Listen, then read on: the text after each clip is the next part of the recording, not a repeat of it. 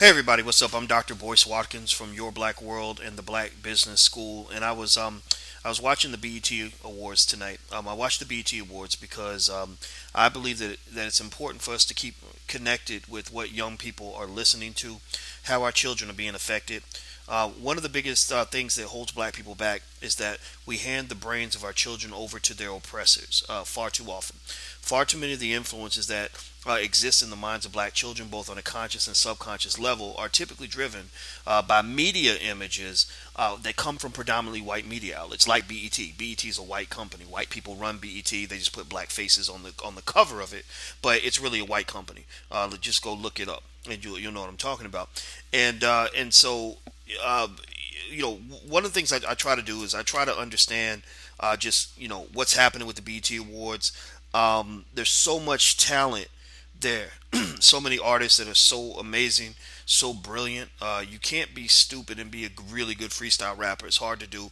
A lot of people who think rappers just get up there and run their mouth are wrong. There's a lot of cognitive activity that has to occur in the human mind for someone to really do what they do. So let's get off the whole all rappers are stupid bandwagon because that's just not true. And also the music is good. The music is catchy. I like a lot of the music, a lot of the new stuff. Even artists that I might critique, Lil Wayne, maybe Rich Homie Quan, stuff like that. I can listen to their music, and I try first before I try to criticize. I will connect to it, and I'll try to say, okay, this is why I can see why people like this.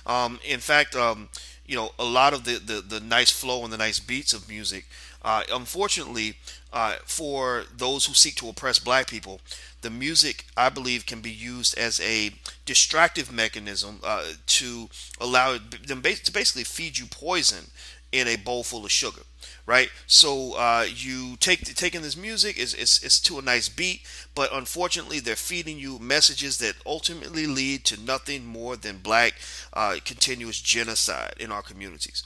One example I'm thinking about is I saw the performance of that song by OT Genesis. I'm in love with the cocoa, talking about cocaine. And this guy's rapping about how he's in love with the cocoa. He's in love with selling dope. He's got baking soda in his kitchen. Whip it in the glass, nigga. Stuff like that. So he's into this whole cocaine thing.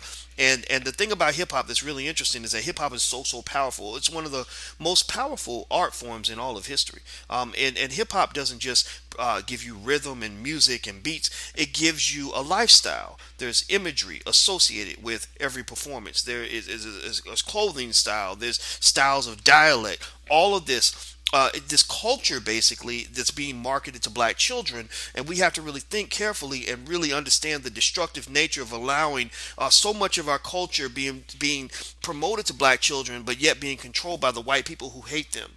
The same white people who never give that black dude a job are the ones who will certainly gladly sell him music that will give him life in prison. And you see, this is deeply connected to the role that has been designated for black people in America, particularly the black male. The role of the black male in America, because the black male does have a place. The role of the black male in America, based on if you look at systematic parameters in terms of how young boys are raised through the educational system, school to prison pipeline, cultural influences, all of that. The role of the black male is pretty much that of entertainer or athlete, if you're lucky, prison inmate in many cases because they make so much money. They make billions of dollars from sending black men to prison by the boatload. The black male homicides tend to be 10 times higher, many times higher than everybody else.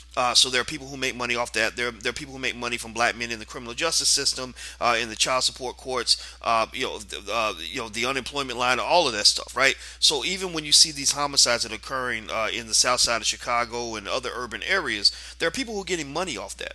There are people who make money from black genocide. When black kids kill each other in the hood, somebody wants the killing to continue because they're making money by selling the guns.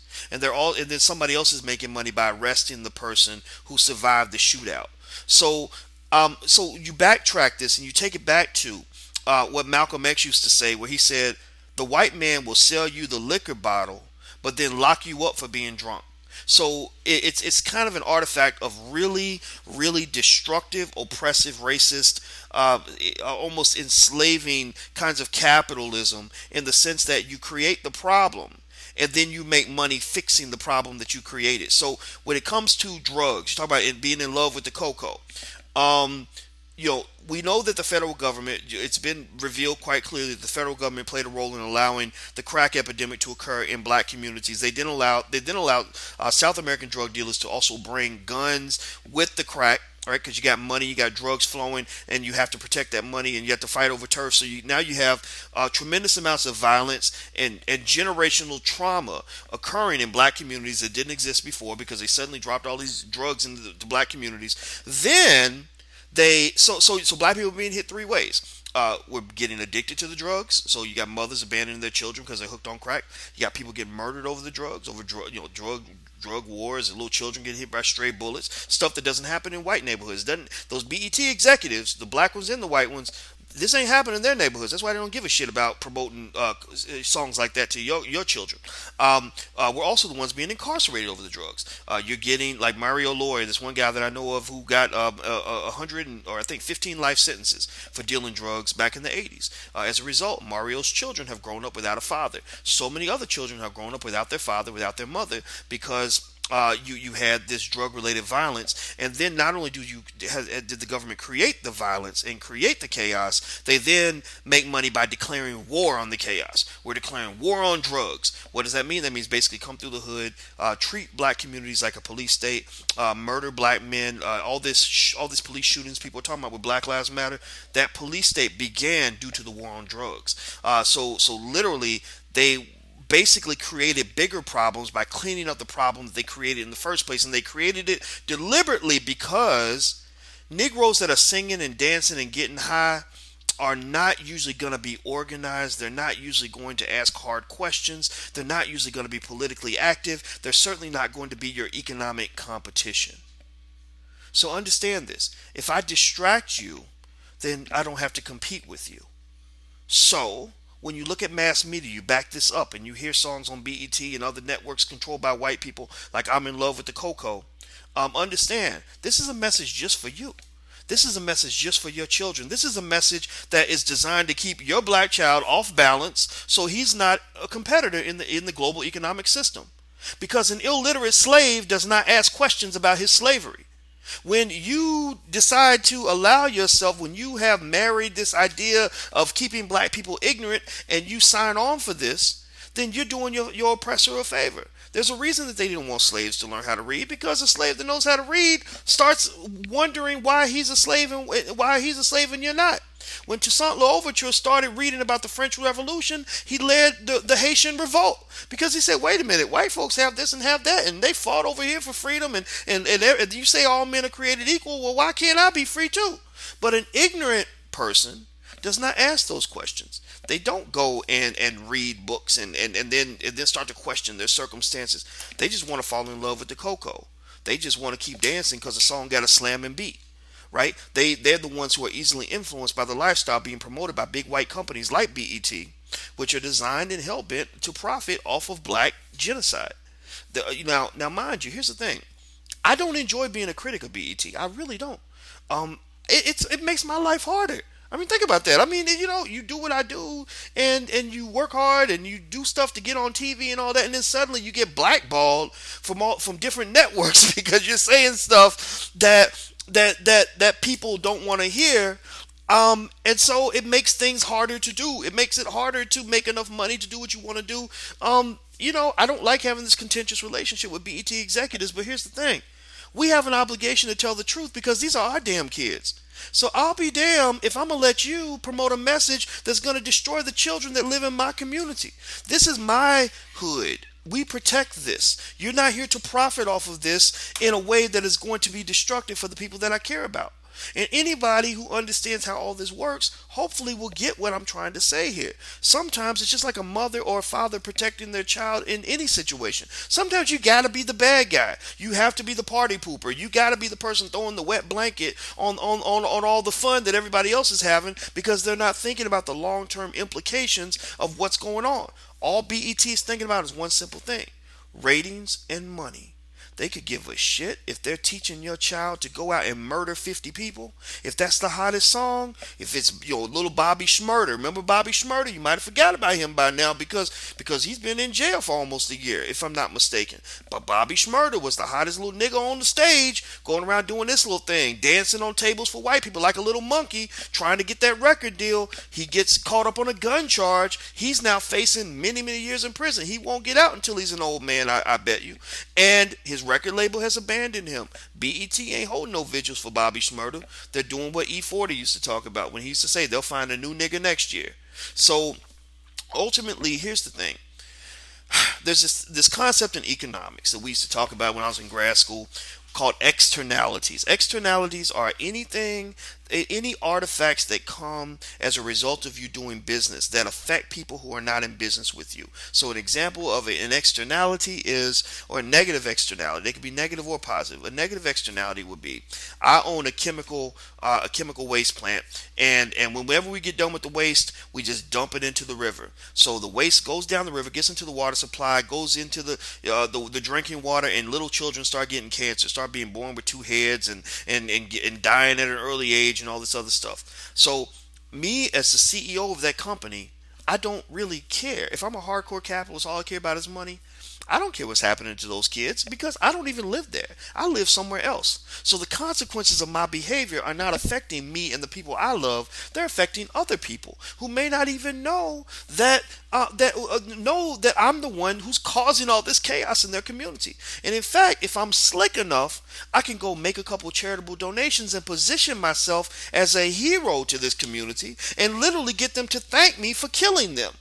I can literally go and take the chemical that I'm using to create the poison and make it taste sweet enough that all the children in the neighborhood are drinking it, and parents are feeding this to their kids.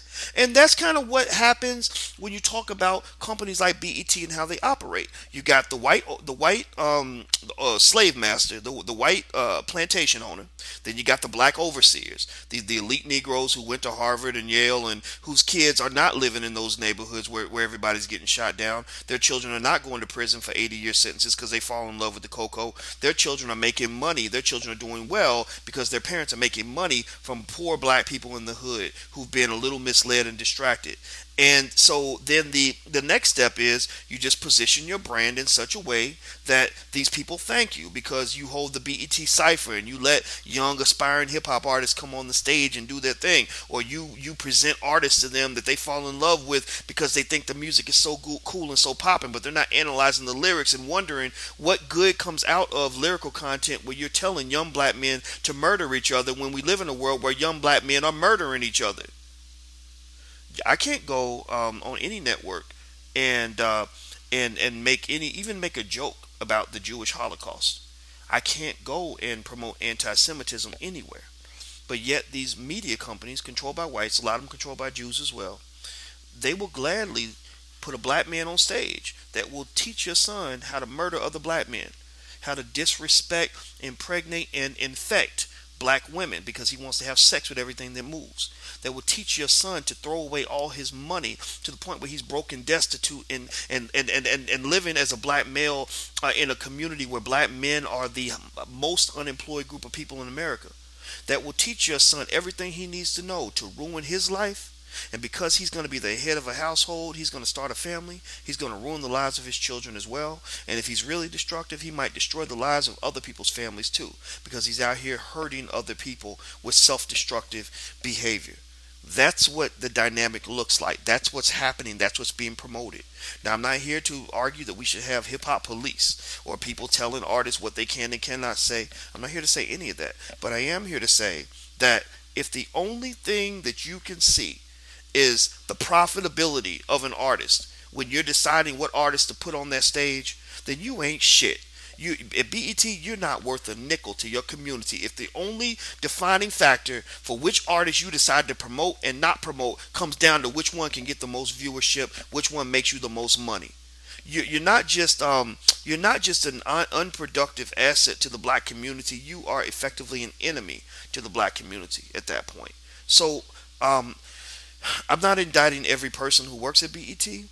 I'm not saying that everything that BET does is horrible and that they need to be taken off the air or anything like that. I got a lot of friends who feel that way. I actually, honestly, I don't even know if I feel as strongly as they do.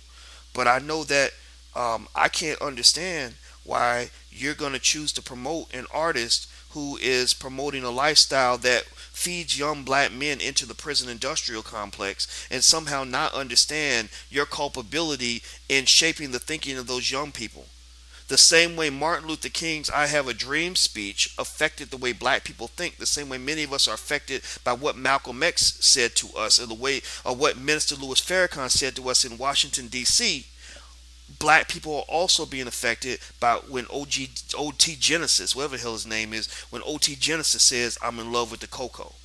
So let's just start having some common sense on this. Hip hop is beautiful. Hip hop is amazing. Let's not let these racist people bastardize such a beautiful art form and use it as a weapon designed to destroy our children. If we don't speak up on this, then it's going to continue to happen. So that's all I want to say. I'm Dr. Boyce Watkins from Your Black World and the Black Business School. Take care. God bless. I'm gone. Peace.